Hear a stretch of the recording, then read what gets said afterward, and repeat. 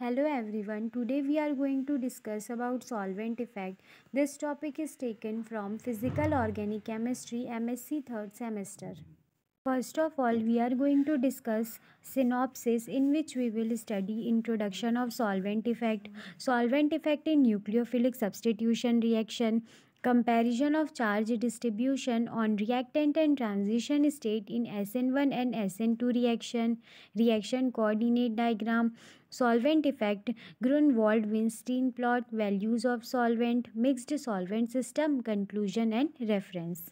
First of all, we will discuss what is solvent effect, means introduction of solvent effect. In solvating a charged species, a solvent disperses the charge over a large area which lowers the energy of the system. अगर कोई भी charge species वो चाहे positive हो चाहे negative हो उसको dissolve करते हैं सॉल्वेंट में, तो सॉल्वेंट क्या करता है, डिस्पर्स कर देता है चार्ज को, मीन्स क्या करता है, वो स्प्रेड कर देता है चार्ज को लार्ज एरिया में, जिससे कि सिस्टम की एनर्जी जो है वो क्या होती है, लो हो जाती है. एग्जाम्पल देखेंगे, when a sodium ion is dissolve in water the positive charge on the sodium is dispersed among many water molecule. Example में देखेंगे कि सोडियम आयन क्या है, वो भी एक चार्ज स्पीसीज़ है, उसको डिज़ोल्व करेंगे वाटर में तो उसका पॉजिटिव चार्ज जो रहता है सोडियम का वो डिस्पर्स्ड हो जाता है वाटर मॉलिक्यूल में, मीन्स वाटर मॉलिक्यूल में क्या होता है, वो स्प्रेड हो जाता है. तो सॉल्वेंट इफेक्ट जो है उसमें क्या हो रहा है कि एक सॉल्वेंट जो है वो इफेक्ट कर रहा है, मीन्स अगर चार्ज स्पीसीज जो है उसको क्या कर दे रहा है, उसके चार्ज को वो डिस्पर्स कर दे रहा है, तो कहीं ना कहीं ये सॉल्वेंट का ही तो इफेक्ट हुआ ना. तो इसीलिए इसमें पढ़ेंगे कि सॉल्वेंट इफेक्ट होता क्या है, सॉल्वेंट इफेक्ट कैसे कैसे होते हैं और सॉल्वेंट क्या क्या इफेक्ट करते हैं. मीन्स अगर एक सॉल्वेंट में कोई भी स्पीसीज़ हो, चाहे वो चार्ज स्पीसीज़ हो, उसको अगर हम डिज़ोल्व करते हैं या फिर कुछ भी हम डिज़ोल्व करते हैं तो वो कैसा रिएक्ट करती है, क्या क्या इफेक्ट करती है, वही चीज़ हम इस सॉल्वेंट इफेक्ट में पढ़ेंगे. Solvent effect on nucleophilic substitution reaction.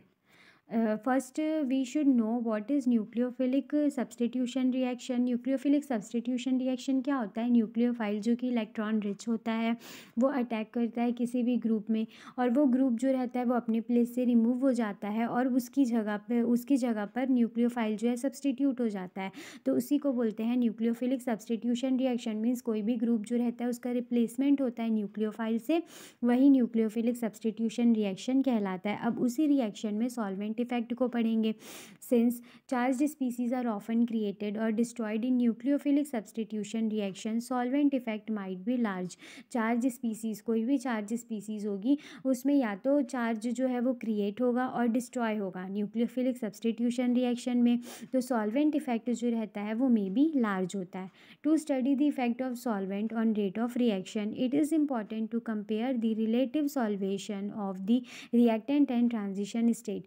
अगर effect of solvent mean solvent का इफेक्ट अगर स्टडी करना है रेट ऑफ रिएक्शन में, किसी भी रिएक्शन कोई भी रिएक्शन है उसमें सॉल्वेंट के इफेक्ट को स्टडी करना है, तो ये सबसे इंपॉर्टेंट होता है कि हम उसके रिएक्टेंट के सॉल्वेशन को और ट्रांजिशन स्टेट को कंपेयर करें. Difference in the solvation of the reactant and the transition state affect the rate. तो रिएक्टेंट का सॉल्वेशन जो रहेगा और ट्रांजिशन स्टेट, इन दोनों के बीच में अगर कोई भी डिफरेंस आता है तो वो रेट को अफेक्ट करता है. मीन्स वहाँ पे क्या दिया है कि कोई भी रिएक्शन होगा, रिएक्शन में अगर हमको सॉल्वेंट इफेक्ट को हमको पढ़ना है कि उसकी स्टडी करना है कि इसमें सॉल्वेंट इफेक्ट क्या हो रहा है, कैसे हो रहा है, तब उसमें सबसे पहले करेंगे जो रिएक्टेंट होगा और ट्रांजिशन स्टेट होगा उनको कंपेयर कर लेंगे, तो उनके बीच में अगर वहाँ पे कोई भी डिफरेंस आता है तो वो डायरेक्टली अफेक्ट करता है रेट को. Solvent effect on nucleophilic substitution reaction, उसमें ये देखे थे कि अगर कोई भी रेट ऑफ रिएक्शन है, मीन्स कोई भी रिएक्शन है उसमें सॉल्वेंट इफेक्ट को स्टडी करना है, तो रिएक्टेंट और ट्रांजिशन स्टेट का सॉल्वेशन जो होता है उसको कंपेयर कर लेते हैं. कंपेयर करने के बाद उसको अगर वहाँ पे कोई डिफरेंस होता है तो वो उससे हम क्या करते हैं, वो डायरेक्टली रिलेट करता है, डायरेक्टली अफेक्ट करता है रेट ऑफ रिएक्शन से. मीन्स वही डिसाइड करेगा कि रेट ऑफ रिएक्शन इंक्रीज़ हो रहा है कि रेट ऑफ रिएक्शन डिक्रीज़ हो रहा है, जो डिफरेंस वहाँ पे देखते हैं. लेकिन वो डिफरेंस देखते कैसे हैं, वो कंपैरिजन करते कैसे हैं, तो वो चीज़ जो है वो क्लियर होगा इस दो स्लाइड में. तो फर्स्ट स्लाइड में है, if the charges on transition state are becoming larger or more localized increasing solvent polarity increase the rate of reaction. अगर ट्रांजिशन स्टेट में कोई भी चार्ज प्रेजेंट है वो क्या होगा, वो बहुत लार्ज होगा, मीन्स वो बढ़ते जाएगा और मोर लोकलाइज्ड होगा, ठीक है. तब वहाँ पे क्या होगा, सॉल्वेंट पोलैरिटी इंक्रीज होगी और सॉल्वेंट पोलैरिटी इंक्रीज होगी मीन्स वहाँ पे रेट ऑफ रिएक्शन जो है वो भी इंक्रीज़ हो जाएगा। अब रेट ऑफ रिएक्शन क्यों इंक्रीज़ होगा? Because the polar solvent is better at solvating the transition state relative to reactant, क्योंकि जो पोलर सॉल्वेंट रहेगा वो better solvating means more solvating means वहाँ पे मोर डिजॉल्व होगा वो ट्रांजिशन स्टेट में रिएक्टेंट रिलेटिव टू रिएक्टेंट देगा। मीन्स रिएक्टेंट में ना डिजॉल्व होके वो ज़्यादा डिजॉल्व होगा ट्रांजिशन स्टेट में, मीन्स ज़्यादा सॉल्वेशन होगा वहाँ पे। तो जब ट्रांजिशन स्टेट पे सॉल्वेटिंग पोलर सॉल्वेंट का ज़्यादा होगा तब वहाँ पे क्या होगा, रेट ऑफ रिएक्शन जो है वो इंक्रीज़ होगा। And in second slide, if the charge on the transition state is diminishing or dispersing, increasing solvent polarity decrease the rate of reaction. और अगर ट्रांजिशन स्टेट में चार्ज प्रेजेंट है, वो डायमिनाइश हो रहा है, डिस्पर्स हो रहा है, मीन्स बहुत ही कम स्प्रेड हो रहा है और धीरे धीरे वो ख़त्म हो रहा है, तब वहाँ पे सॉल्वेंट पोलैरिटी जो है वो तो इंक्रीज़ होगी, लेकिन वहाँ पे रेट ऑफ रिएक्शन जो है वो डिक्रीज़ हो जाएगा। क्यों होगा? क्योंकि पोलर सॉल्वेंट जो है वो बेटर सॉल्वेटिंग होगा रिएक्टेंट में relative to transition state. Means वहाँ पे ट्रांजिशन स्टेट में डिजॉल्व अच्छे से नहीं होगा, सॉल्वेटिंग अच्छे से नहीं होगा, ट्रांजिशन स्टेट में होगा। तो दोनों स्लाइड से ये पता चलता है कि रेट ऑफ रिएक्शन कब इंक्रीज़ हो रहा है, रेट ऑफ रिएक्शन कब डिक्रीज़ हो रहा है। तब रेट ऑफ रिएक्शन तब इंक्रीज़ होगा जब पोलर सॉल्वेंट जो है वो मोर सॉल्वेटिंग होगा ट्रांजिशन स्टेट में, और रेट ऑफ रिएक्शन जो है वो डिक्रीज़ होगा जब पोलर सॉल्वेंट जो है वो बेटर सॉल्वेटिंग होगा रिएक्टेंट में। तो कोई भी रेट ऑफ रिएक्शन है उसमें यहाँ पे देखना है कि वो इंक्रीज़ हो रहा है वो या फिर डिक्रीज़ हो रहा है सॉल्वेंट के इफेक्ट से, कि सॉल्वेटिंग जो है वो कहाँ पे अच्छा हो रहा है और कहाँ पे नहीं हो रहा है। तो जहाँ पर सॉल्वेटिंग ज़्यादा होगा वही वहाँ पे क्या होगा, रेट ऑफ रिएक्शन जो है उसी पे डिपेंड करेगा। अगर रिएक्टेंट पे होगा तब वहाँ पे रेट ऑफ रिएक्शन डिक्रीज़ होगा, अगर ट्रांजिशन स्टेट पे होगा तो वहाँ पे रेट ऑफ रिएक्शन इंक्रीज़ होगा। Comparison of the charge distribution on various reactant and transition stage for a series of A and B. Comparison करते हैं चार्ज डिस्ट्रीब्यूशन का रिएक्टेंट और ट्रांजिशन स्टेट में। सीरीज़ ए के लिए मीन्स SN2 रिएक्शन के लिए, series B means SN1 reaction के लिए, जहाँ पर Lg जो है वो रिप्रेजेंट कर रहा है लिविंग ग्रुप को। SN2 रिएक्शन मीन्स यहाँ पे कंडीशन देखेंगे कि SN2 रिएक्शन में ऐसे ऐसे कंडीशन हो सकते हैं, मीन्स क्या कंडीशन हो सकते हैं जो कि रेट ऑफ रिएक्शन को इफ़ेक्ट करेंगे, मीन्स कौन से कंडीशन से रेट ऑफ रिएक्शन जो है वो इंक्रीज़ होगा और कौन से कंडीशन से डिक्रीज़ होगा। सिमिलरली वैसे ही SN1 रिएक्शन में देखेंगे कि कौन से कंडीशन से रेट ऑफ रिएक्शन इंक्रीज़ होगा और कौन से कंडीशन से डिक्रीज़ होगा। तो SN2 रिएक्शन के लिए फर्स्ट कंडीशन जो है वो है negatively charge nucleophile react with a neutral or leaving group in a SN2 process, the transition state disperse the negative charge between the nucleophile and the living group. Hence, the reaction slows down when the polarity of the solvent increases. Condition 1 जो है वो ये बोलता है कि negatively charge nucleophile जो है वो रिएक्ट करता है न्यूट्रल लिविंग ग्रुप के साथ SN2 रिएक्शन में। मीन्स SN2 रिएक्शन हो रहा है जहाँ पे न्यूक्लियोफाइल है वो क्या कर रहा है, वो कैरी कर रहा है नेगेटिव चार्ज को और वो रिएक्ट करता है आर लिविंग ग्रुप के साथ जो कि न्यूट्रल रहता है। तब वहाँ पे क्या होगा, ट्रांजिशन स्टेट जो है वो जो नेगेटिव चार्ज जो रहता है उसको डिस्पर्स कर देता है न्यूक्लियोफाइल और लिविंग ग्रुप के बीच में। और जहाँ पर डिस्पर्स हो रहा है मीन्स जैसे कि पहले पढ़े थे कि डिस्पर्स जहाँ पे हो रहा है वहाँ पे क्या होगा, रेट ऑफ रिएक्शन डिक्रीज़ होगा। तो वैसे ही वहाँ पे क्या होगा, रिएक्शन जो है वो स्लो डाउन हो जाएगा और पोलैरिटी जो है वो सॉल्वेंट की इंक्रीज़ होती है। तो पोलैरिटी सॉल्वेंट की इंक्रीज़ होगी चाहे वो रेट ऑफ रिएक्शन इंक्रीज़ हो या फिर डिक्रीज़ हो, लेकिन यहाँ पे क्या हो रहा है, ट्रांजिशन स्टेट डिस्पर्स कर रहा है नेगेटिव चार्ज को, और जहाँ पे डिस्पर्स हो रहा है वहाँ पे क्या होगा, रिएक्शन जो है वो स्लो डाउन हो जाएगा, means rate of reaction decrease हो जाएगा। वैसे ही सेकेंड कंडीशन जो है वहाँ पे क्या दिया है कि न्यूक्लियोफाइल जो है वो भी न्यूट्रल है और फिर आर लिविंग ग्रुप जो है वो भी न्यूट्रल है, तो दोनों जो है वो न्यूट्रल है। तब वहाँ पे सॉल्वेटिंग इफेक्ट जो रहेगा, सॉल्वेशन मतलब बेटर सॉल्वेटिंग जो रहेगा वो ट्रांजिशन स्टेट में होगा। वहाँ पे ट्रांजिशन स्टेट जो है वो चार्ज को डिस्पर्स नहीं करेगा, तब वहाँ पे क्या होगा, रेट ऑफ रिएक्शन जो है वो इंक्रीज़ होगा। और फिर थर्ड में क्या दिया है, थर्ड जो है उसमें दिया न्यूक्लियोफाइल न्यूट्रल है, आर लिविंग ग्रुप जो है वो कैरी कर रहा है पॉजिटिव चार्ज को, तो ये फिर से ट्रांजिशन स्टेट क्या करेगा, चार्ज को डिस्पर्स कर देगा। और चार्ज डिस्पर्स होगा मतलब वहाँ पे पोलैरिटी सॉल्वेंट की तो इंक्रीज़ होगी लेकिन रेट ऑफ रिएक्शन डिक्रीज़ हो जाएगा। मीन्स कोई भी रिएक्शन होगा, SN2 रिएक्शन होगा, वहाँ पर न्यूक्लियोफाइल होगा, वहाँ पर आर लिविंग ग्रुप होगा। तो अगर वो कोई भी चार्ज कैरी करेगा, मीन्स या फिर न्यूक्लियोफाइल चार्ज कैरी करेगा या फिर आर लिविंग ग्रुप जो है वो चार्ज को कैरी करेगा, तो ट्रांजिशन स्टेट क्या करेगा, उस चार्ज को डिस्पर्स कर देगा, और चार्ज डिस्पर्स होगा वहाँ पे रेट ऑफ रिएक्शन डिक्रीज हो जाएगा। और अगर वो न्यूट्रल रहेगा, कोई भी चार्ज कैरी नहीं करेगा, तो ट्रांजिशन स्टेट उसको डिस्पर्स ही नहीं करेगा, और डिस्पर्स नहीं होगा वहाँ पर, तब वहाँ पे क्या होगा, रेट ऑफ रिएक्शन जो है वो इंक्रीज हो जाएगा। सिमिलरली वैसे ही यही कुछ कंडीशन जो है वो SN1 रिएक्शन में पढ़ेंगे। Condition 2. When a neutral R living group undergo a heterolysis in an SN1 mechanism, charge are being created. The reaction rate increases with a more polar solvent. Condition 2 जो है वो ये बोल रहा है कि SN1 mechanism means SN1 reaction होगा जहाँ पर R लिविंग ग्रुप जो है वो क्या है, न्यूट्रल है, वो अंडरगो होता है वहाँ पे, मतलब क्या होता है, उसका हेट्रोलाइसिस होता है, तब वहाँ पे चार्ज क्रिएट होगा, और चार्ज अगर क्रिएट हो रहा है तो रेट ऑफ रिएक्शन इंक्रीज होता है मोर पोलर सॉल्वेंट के साथ, मीन्स SN1 रिएक्शन होगा जिसमें कि आर लिविंग ग्रुप जो रहेगा वो न्यूट्रल रहेगा और उसका हेट्रोलाइसिस होगा, तो चार्ज क्रिएट होगा, चार्ज क्रिएट होता है तो रेट ऑफ रिएक्शन इंक्रीज होता है मोर पोलर सॉल्वेंट के साथ।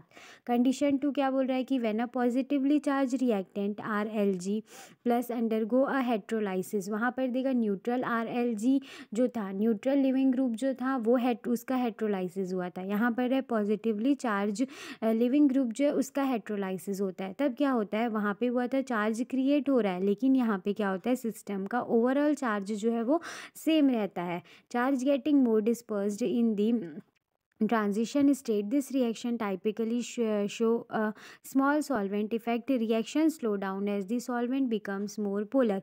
तो यहाँ पे क्या होगा कि चार्ज जो है वो ट्रांजिशन स्टेट पे डिस्पर्स होगा, फिर से यहाँ डिस्पर्स हो रहा है चार्ज, मतलब क्या हो रहा है, रेट ऑफ रिएक्शन डिक्रीज हो रहा है, तो रेट ऑफ रिएक्शन जो है इसमें डिक्रीज होगा और सॉल्वेंट जो है वो मोर पोलर होता है। ठीक है, तो फर्स्ट कंडीशन जो दिया था SN1 रिएक्शन के लिए वो क्या था, लिविंग ग्रुप जो है वो न्यूट्रल होगा। सेकेंड कंडीशन में देगा कि लिविंग ग्रुप जो है वो कंटेन कर रहा है पॉजिटिव चार्ज को, दोनों का हेट्रोलाइसिस होता है, तो न्यूट्रल जो होता है वो चार्ज को क्रिएट कर लेगा, चार्ज क्रिएट होगा तो रेट ऑफ रिएक्शन इंक्रीज होगा, और जो पॉजिटिव रहता है वो क्या करता है, चार्ज को क्रिएट नहीं करता है, जिससे कि क्या होता है, चार्ज जो रहता है ओवरऑल चार्ज वो सेम होता है, और सेम होने के कारण ट्रांजिशन स्टेट में वो क्या होता है, डिस्पर्स हो जाता है, और डिस्पर्स होता है वहाँ पे मीन्स रेट ऑफ रिएक्शन जो है वो डिक्रीज हो जाता है। तो अगर लिविंग ग्रुप जैसे कि वहाँ पे न्यूट्रल था, तो न्यूट्रल था वहाँ पे भी क्या हो रहा था, रेट ऑफ रिएक्शन इंक्रीज हो रहा था, वैसे ही यहाँ पर भी अगर कोई भी न्यूट्रल होगा तो वहाँ पे रेट ऑफ रिएक्शन इंक्रीज होगा, और कोई भी चार्ज या तो वो पॉजिटिव हो या तो वो नेगेटिव हो वो प्रेजेंट होगा, तब वहाँ पे रेट ऑफ रिएक्शन जो रहता है वो डिक्रीज होता है। दोनों कंडीशंस जो है वो सिमिलर है SN2 रिएक्शन के जैसे, उसमें भी वही था, रेट ऑफ रिएक्शन इंक्रीज होता है उस कंडीशन में जहाँ पर न्यूट्रल होता है, चार्ज प्रेजेंट नहीं होता है, और रेट ऑफ रिएक्शन डिक्रीज होता है जहाँ पर चार्ज जो है वो प्रेजेंट होता है, क्योंकि ट्रांजिशन स्टेट जो रहता है वो डिस्पर्स कर देता है चार्जेस को। रिएक्शन कोऑर्डिनेट डायग्राम जो कि इंडिकेट करेगा इंक्रीज और decrease of reaction, means reaction में इंक्रीमेंट हो रहा है और डिक्रीमेंट हो रहा है, उसको यहाँ पे अंडरस्टैंड करेंगे रिएक्शन कोऑर्डिनेट से। तो फर्स्ट स्लाइड जो है वो ये बोल रहा है कि reaction coordinate diagram where the higher polarity solvent leads to better solvation of all species.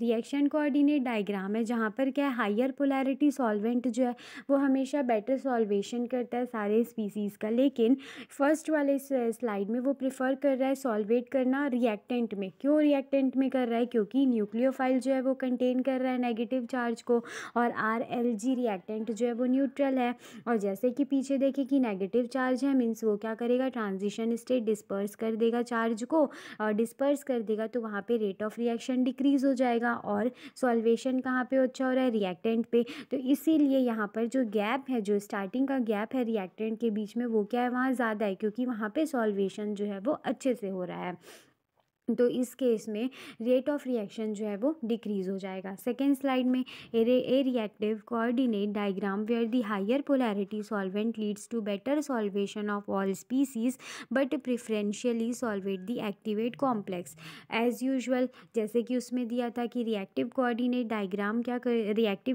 Diagram जहाँ पर हायर पोलैरिटी सॉल्वेंट क्या करता है, बेटर सॉल्वेशन करता है सभी स्पीसीज़ का, लेकिन अभी वो प्रिफर कर रहा है एक्टिवेट कॉम्प्लेक्स को, मीन्स ट्रांजिशन स्टेट को। क्यों? क्योंकि न्यूक्लियोफाइल जो है वो भी न्यूट्रल है, आर लिविंग ग्रुप जो है वो भी न्यूट्रल है, और जब दोनों वहाँ पे न्यूट्रल होता है तब वहाँ पे क्या होता है, रेट ऑफ रिएक्शन जो रहता है वो इंक्रीज़ होता है। तब यहाँ पर इसके डायग्राम में जहाँ पे ट्रांजिशन स्टेट है वहाँ पर गैप ज़्यादा है। क्यों? क्योंकि वहाँ पर वो क्या बोलते हैं, सॉल्वेशन जो है वो ज़्यादा अच्छे से हो रहा है, और सॉल्वेशन ज़्यादा अच्छे से ट्रांजिशन स्टेट पे हो रहा है, मीन्स वहाँ पे रेट ऑफ रिएक्शन जो है वो इंक्रीज़ हो रहा है। तो दोनों को अगर कंपेयर करेंगे तो फर्स्ट स्लाइड में सॉल्वेशन जो है वो ज़्यादा अच्छे से रिएक्टेंट में हो रहा है।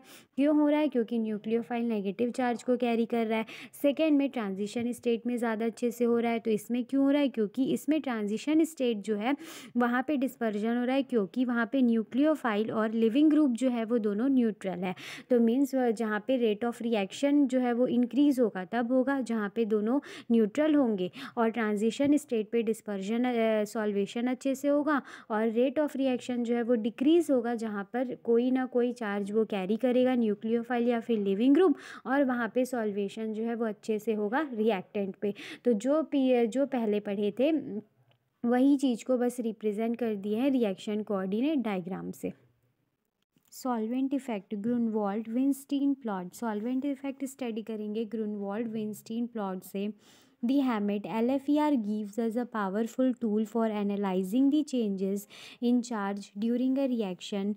Hammett LFER, Hammett linear free energy relationship जो था उसने पावरफुल टूल दिया था एनालाइज करने के लिए कि रिएक्शन के टाइम पे चार्ज में जो चेंजेस आते हैं उनको एनालाइज करने के लिए। If we vary the structure of solvent instead of varying the structure of the reactant we follow the kinetic और थर्मोडाइनमिक ऑफ अ रिएक्शन। अगर हम सॉल्वेंट के स्ट्रक्चर को चेंज करने के बजाय हम रिएक्टेंट के स्ट्रक्चर को चेंज करते हैं तब वहाँ पे काइनेटिक और थर्मोडाइनमिक के रिएक्शन को हम फॉलो करते हैं। We can also insight into changes in charge. We can determine whether charge form along the reaction coordinate and how the solvent influences the formation of this charge. ये भी देख सकते हैं कि चार्ज में, इससे ये देख सकते हैं कि चार्ज में क्या क्या चेंजेस हो रहे हैं, और ये भी डिटरमाइन कर सकते हैं कि जो चार्ज फॉर्म हो रहे हैं वो रिएक्शन कोऑर्डिनेट के अलॉन्ग हो रहे हैं कि नहीं हो रहे हैं, और कैसे सॉल्वेंट जो है वो इन्फ्लुएंस कर रहा है चार्ज के फॉर्मेशन को। Dipole movement, dielectric constant of solvent or any other solvent scales can't correlate well with chemical reaction. Dipole movement, dielectric constant, solvent का dipole movement, dielectric constant या फिर कोई भी other solvent scale जो है वो correlate नहीं होता है chemical reaction के साथ. Grunwald and Weinstein defined a new scale that was directly based on ionization reaction. लेकिन Grunwald और Weinstein ने एक new scale define किया था जो कि directly based आयोनाइजेशन रिएक्शन पे। The reference reaction chosen was the SN1 reaction of tertiary butyl chloride. उन्होंने रेफरेंस रिएक्शन लिया था जिसमें कि उन्होंने टर्शियरी ब्यूटिल क्लोराइड के SN1 रिएक्शन को सेलेक्ट किया था। Reference solvent was 80% ethanol, 20% water, both of which could act as a nucleophile. और रेफरेंस सॉल्वेंट में उन्होंने 80% इथेनॉल लिया था, 20% वाटर, 80:20 में उन्होंने लिया था, और दोनों एक्ट कर रहे थे एज अ न्यूक्लियोफाइल।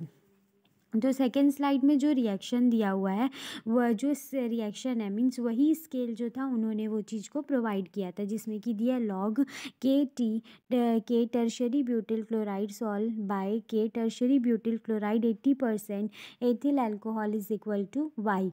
तो जहाँ पर के टर्शियरी ब्यूटिल सॉल जो है वो रेट ऑफ रिएक्शन है सॉल्वेंट में जब वो एनालाइज्ड होता है, मीन्स जब सॉल्वेंट एनालाइज्ड हो रहा है तो उसमें रेट ऑफ रिएक्शन जो रहता है वो रहता है के टर्शियरी ब्यूटिल क्लोराइड सॉल, और के टर्शियरी ब्यूटिल क्लोराइड 80% इथेनॉल जो है वो रेट ऑफ रिएक्शन है 80% इथेनॉल में। तो जो 80% इथेनॉल है उसमें का रेट ऑफ रिएक्शन जो है उसको रिप्रेजेंट करते हैं के टर्शियरी ब्यूटिल क्लोराइड 80% इथेनॉल से, और जो सॉल्वेंट जब एनालाइज हो रहा है तो उसका रेट ऑफ रिएक्शन जो है उसको रिप्रेजेंट करते हैं के टर्शियरी ब्यूटिल क्लोराइड सॉल्यूशन से।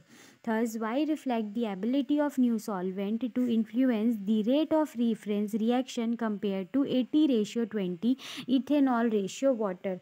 तब वहाँ पे वाई जो है वो रिफ्लेक्ट करता है, मीन्स वो बताता है एबिलिटी न्यू सॉल्वेंट का, जो कि इन्फ्लुएंस करता है, मीन्स इंक्रीज करता है रेट ऑफ रिएक्शन को, स्टार्ट करता है रेट ऑफ रिएक्शन को compare to 80:20 means ethanol ratio water को। Values of solvent ionizing ability as defined by LFER linear free energy relationship। Solvent की वैल्यू है जो कि उसकी एबिलिटी, आयोनाइजिंग एबिलिटी को डिफाइन करती है। ठीक है, कुछ सॉल्वेंट हैं उनकी वैल्यूज़ यहाँ पे दी हुई है जो कि उसकी आयोनाइजिंग एबिलिटी को डिफाइन कर रही है। तो जैसे सॉल्वेंट है CF3CO2H H2O, CF3CH2OH, HCO2H, CH3CO2H, ETOH। अब इनकी जो आयोनाइजिंग एबिलिटी है वो उनकी वैल्यू यहाँ पर दी है जिसको आप लर्न कर सकते हैं। Mixed solvent system all expressed as percent cosolvent in water. वहाँ पे दिया था सिर्फ सॉल्वेंट सिस्टम जो था वो था प्योर था। ठीक है, उसकी वहाँ पे आयोनाइजिंग एबिलिटी की वैल्यूज़ दी हुई थी। यहाँ पर जो दिया है mixed solvent system, means solvent जो है वो वाटर के साथ क्या है, डिज़ोल्व है, मीन्स उसके साथ मिक्स है। तो वहाँ पे जैसे फर्स्ट है 98%, ETOH देगा एथिल अल्कोहल, तो 98% डिज़ोल्व होगा वाटर में। 80% है, फिर 50%, फिर वैसे ही 80% HCOH, फिर 50% HCOH। ये सब जो है इनकी वैल्यूज़ जो है वो यहाँ पे दी है, जिसको अंडरस्टैंड करते हैं इस सेकेंड स्लाइड से। Pure water is the most ionising solvent of all with the ability to enhance the rate of SN1 reaction to tertiary butyl chloride by a factor of 10 to the power 3.49 relative to 80% alcohol. Ethanol, pure water जो रहता है वो most ionising solvent होता है, means वो क्या होता है, वो सबसे ज़्यादा आयोनाइज हो जाता है, ईजिली आयोनाइज हो जाता है सॉल्वेंट में। और उसकी एबिलिटी, उसके पास वो इतना एबल होता है कि वो SN1 रिएक्शन के रेट को इन्हेंस कर देता है टर्शरी ब्यूटिल क्लोराइड के 10 to the power 3.49 फैक्टर से। ठीक है, 80% इथेनॉल के कंपैरिजन में। सेकेंड देगा तो formic acid is a good ionising solvent to better than ethanol and acetic acid. Second बोल रहा है कि फॉर्मिक एसिड जो है वो भी बहुत अच्छा आयोनाइजिंग सॉल्वेंट है और ये काफ़ी अच्छा है इथेनॉल और एसिटिक एसिड के कंपैरिजन में। थर्ड है acetic acid, ethanol and 90% acetone slow the reaction compare to 80% ethanol. और थर्ड पॉइंट बोल रहा है कि एसिटिक एसिड, इथेनॉल और 90% एसीटोन जो रहता है वो क्या करता है, रिएक्शन को स्लो करता है 80% इथेनॉल के कंपैरिजन में। फोर्थ बोल रहा है कि polar solvent better solvate charges and hence speed the ionisation. तो कोई भी पोलर सॉल्वेंट होगा वो भी क्या करेगा, बेटर सॉल्वेट करेगा, मीन्स उसका भी आयोनाइजिंग जो रहेगा एबिलिटी वो ज़्यादा रहेगा और वो रिएक्शन के स्पीड को, रिएक्शन के रेट को स्पीड करता है, आयोनाइजेशन को स्पीड करेगा।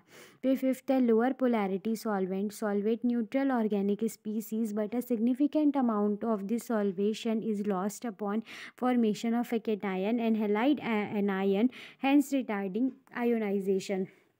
तो लोअर पोलैरिटी सॉल्वेंट जो है वो क्या करेगा, मीन्स जो पोलर, जो ज़्यादा पोलर रहेंगे वो तो ज़्यादा अच्छे से सॉल्वेट करेंगे तो आयोनाइजेशन स्पीड होगा। लेकिन जो पोलर सॉल्वेंट जो है उनका पोलैरिटी अगर कम होगा तो वो क्या करते हैं, न्यूट्रल ऑर्गेनिक स्पीसीज़ को सॉल्वेट करते हैं, लेकिन उनका सॉल्वेशन जो रहता है वो लॉस्ट हो जाता है जब फॉर्मेशन होता है केटायन का और हेलाइड आयन का, जिससे कि रेट ऑफ आयोनाइजेशन जो रहता है वो डिक्रीज़ होता है। मीन्स पोलर सॉल्वेंट जो रहेगा वहाँ पे आयोनाइजेशन की स्पीड इंक्रीज़ हो जाएगी, लेकिन अगर पोलैरिटी जो रहेगा सॉल्वेंट का वो कम होता है तो वहाँ पे आयोनाइजेशन की स्पीड जो रहती है वो डिक्रीज़ हो जाती है। Here the topic solvent effect, which is taken from the physical organic chemistry, is complete. If anyone have any doubt, you can ask me in comment section.